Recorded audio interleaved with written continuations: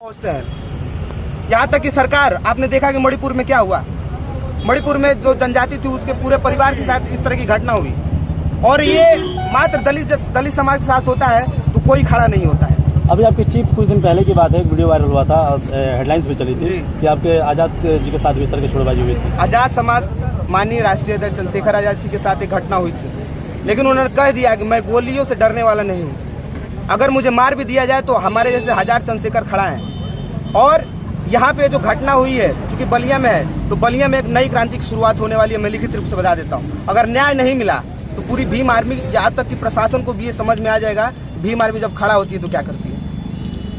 बहुत बहुत धन्यवाद। देख सकते हैं यहाँ पर काफ़ी माइक आईडी को लीजिएगा, ठीक है, ऑन कर लीजिए सर, दिखाइए कैमरा, थोड़ी सा दिखाइए, हमको दिखाइए, ठीक है।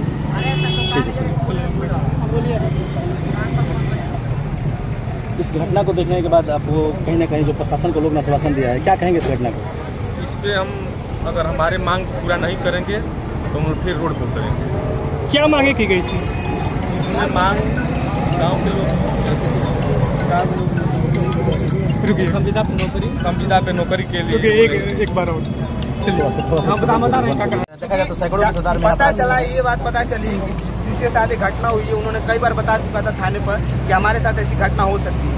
तो मैं प्रशासन को भी इसमें मतलब कहना चाहता हूँ, मतलब इस तरह शायद शायद ऐसी बात थी, एसएचओ को लेटर दिया गया था कि हमारे साथ ऐसी घटना हो सकती है।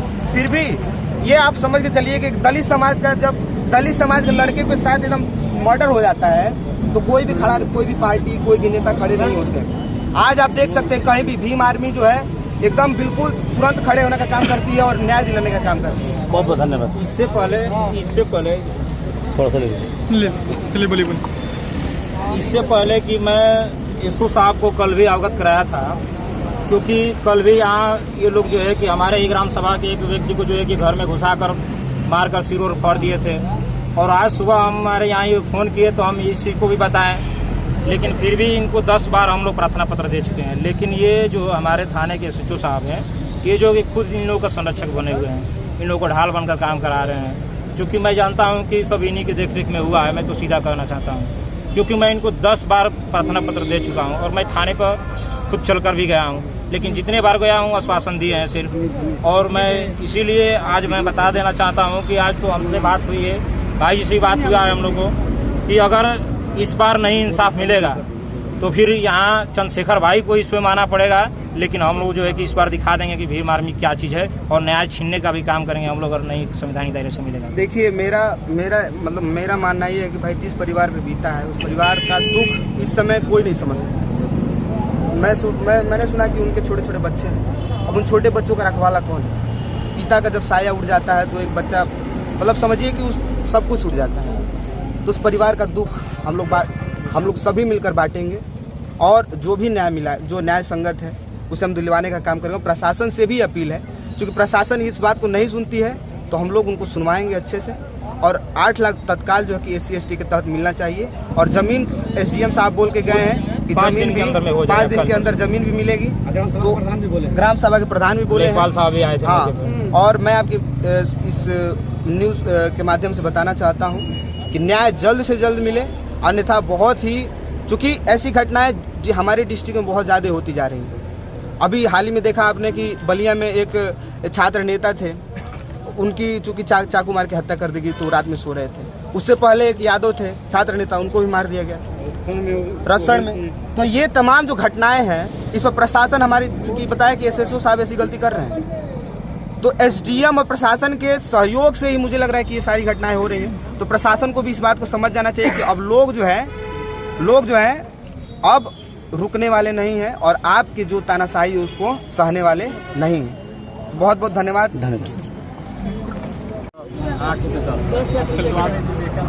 चलिए सवाल कुछ पहले स्टार्ट करिए, चालू करिए। शासन को लोगों ने क्या आश्वासन दिया?